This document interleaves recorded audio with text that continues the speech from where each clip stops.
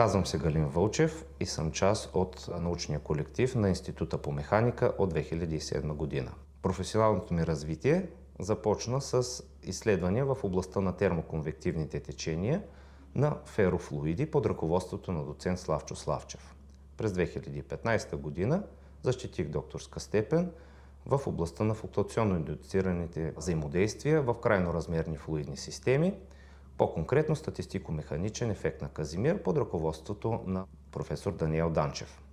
След назначаването ми като главен асистент съм участвал в теоретични и практически разработки, изследвайки деформации на въглеродни наноструктури.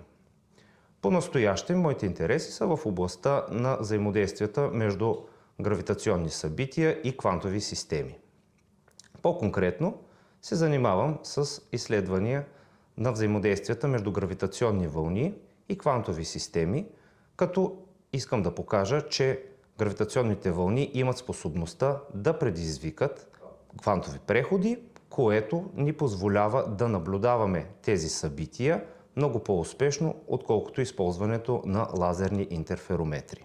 Виждам перспективите в обединяването между квантовите системи и гравитационните събития, като по този начин се отваря огромен прозорец за разбирането на Вселената и взаимодействията на фундаментално ниво.